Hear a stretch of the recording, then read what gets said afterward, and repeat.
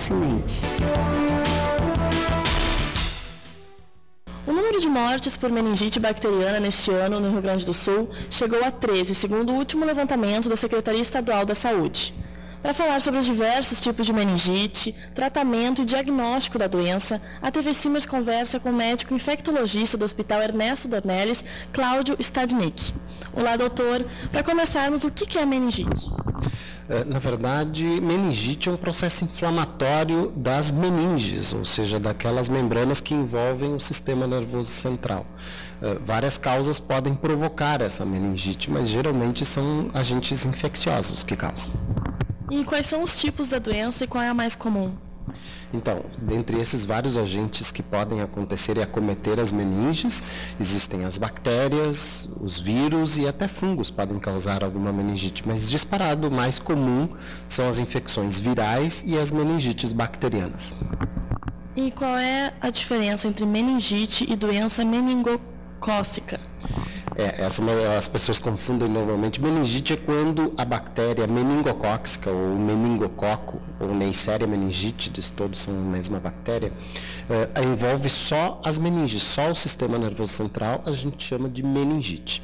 Quando a gente chama de doença meningocócica, significa que essa bactéria se disseminou por todo o organismo. Então, está dando uma doença normalmente muito mais grave, muito mais séria, com elevada mortalidade relacionada a essa doença, muito mais do que meningite. É um quadro pior do que meningite, a doença meningocócica. E quais são as causas da meningite? Então, se a gente especificar dentre as causas da meningite, que a gente falou que os vírus e as bactérias são as mais frequentes, né? Dentre vírus, uma grande quantidade de vírus pode causar e normalmente são casos bastante leves ou com baixíssima mortalidade. A gente não costuma se preocupar muito com as meningites virais. A gente se preocupa mesmo com as meningites bacterianas e esta sim há uma necessidade de controle muito grande, tanto uma preocupação com os médicos que atendem esses pacientes, ou com essa possibilidade dessa infecção, tanto quanto a Secretaria de Saúde, que tem que acompanhar esse número de casos de maneira muito pormenorizada. Dentre as bactérias, as causas mais frequentes que provocam meningite são o pneumococo, o Haemophilus influenza e, finalmente, o meningococo, que tem sido a mais comum, a mais frequente, digamos assim. E, doutor, quais são os fatores de risco para meningite? Então, normalmente, esse tipo de meningite bacteriana que a gente está falando depende muito da exposição a esse agente. Não é uma bactéria comum que ande por todas as pessoas o tempo todo. Ela anda normalmente em alguns grupos de pessoas dentro da comunidade.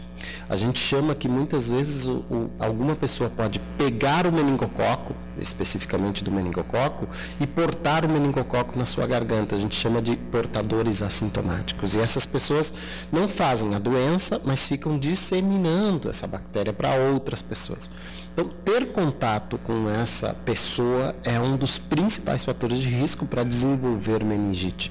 É claro que outras doenças concomitantes que debilitam a imunidade, como diabetes, como transplantes, HIV, obviamente que isso também facilita para que a doença seja mais grave e aconteça mais frequente. E quais são os sintomas da doença? Normalmente a meningite é um quadro febril, ele se apresenta com febre, se apresenta com dor de cabeça. Esses dois são os sintomas mais frequentes, mas veja que são sintomas muito frequentes para muitas outras doenças, até a própria gripe pode provocar isso. Mas o paciente tem que ser avaliado sobre outros aspectos em relação à gravidade do caso, o momento em que ele chega numa emergência ou numa consulta.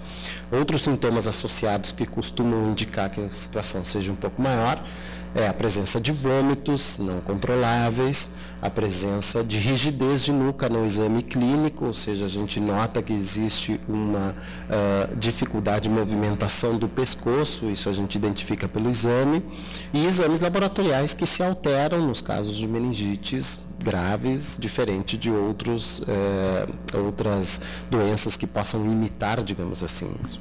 E como é feito o diagnóstico? O diagnóstico definitivo é feito através de um exame, que é uma coleta de líquor, onde a gente coloca uma agulha na coluna do paciente, retira do espaço que envolve o cérebro, aquela quantidade de líquido, e a análise desse líquido vai nos dizer exatamente se é mesmo uma meningite ou não. Esse é o único exame que vai conseguir nos dizer exatamente o que é. E como é o tratamento para a doença? O tratamento deve ser realizado o mais rápido possível, através de antibióticos, normalmente antibióticos dados pela veia, através de uma internação em doses bastante altas, específicas para aquelas bactérias que normalmente atingem. Lembro que o exame de líquor nos diz se é uma meningite bacteriana ou não, mas normalmente demora alguns dias para que venha o resultado de qual bactéria é. Então, normalmente a gente começa a tratar antes mesmo de saber exatamente qual é a bactéria. A gente deve começar com antibióticos imediatamente. Além disso, é um paciente, normalmente, um paciente com meningite, é um paciente que exige toda uma atenção ao redor, porque ele corre riscos de ficar pior, de ter hipotensão, de precisar, de repente, de um ambiente de terapia intensiva, porque ele começa a não poder respirar adequadamente, então ele tem que ser entubado, ir para ventilação mecânica. Então, exige um ambiente terceirizado, digamos assim, de atendimento. Não consegue se tratar uma meningite simplesmente em casa, por exemplo. E quando a meningite não é tratada, quais complicações podem surgir? Mesmo quando ela é tratada, muitas vezes podemos ter complicações, dependendo da velocidade com que a gente faz esse tratamento, e às vezes a gente não consegue debelar totalmente o problema. Então, a mortalidade em casos de meningite é relativamente alta, pode chegar a 10%, mesmo nos casos tratados. Além da mortalidade, como é o envolvimento do sistema nervoso central, o paciente pode apresentar, mesmo depois de curado da meningite, sequelas relacionadas àquelas lesões que as bactérias provocaram ali na meninge. Então, o paciente pode ter alterações neurológicas, como perda de movimentos de algum dos membros, pode ter alguma dificuldade de fala, pode ficar, inclusive, com sequelas maiores, perda auditiva, é bastante comum, bastante frequente, perder audição, perder visão. Então, existem várias possibilidades de sequelas, embora seja relativamente raro, não é tão comum assim ficar com sequelas. Na maioria dos casos, a gente faz o tratamento e o paciente se recupera totalmente. E qual é a prevenção da doença? Quem deve se vacinar? Bom, a prevenção é necessária em vários aspectos, não só a vacina. A vacina é um dos aspectos que a gente pode, uma das medidas que a gente pode se utilizar na tentativa de prevenir essa infecção. A primeira coisa é um bom controle dos casos, e isso normalmente é obrigação da Secretaria de Saúde.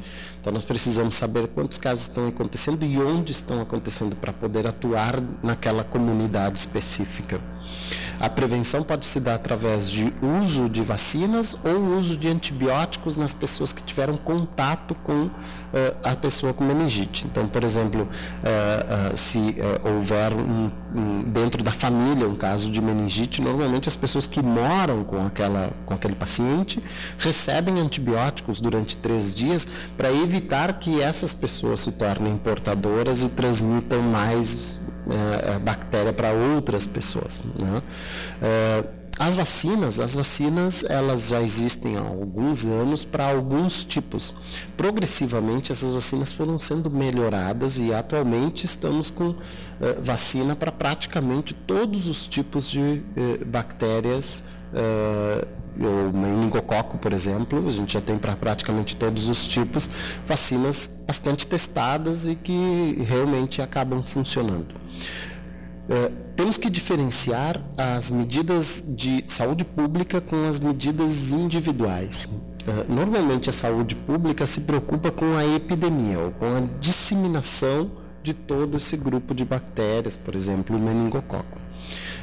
Agora, a vacina individualmente, na maioria das vezes, funciona, independente que a Secretaria de Saúde não indique para todo mundo. Mas individualmente, sempre que a gente usa a vacina, se a vacina foi testada e é segura, não tem por que não fazer. Doutor, então, para encerrar, qual é a situação atual da meningite no estado?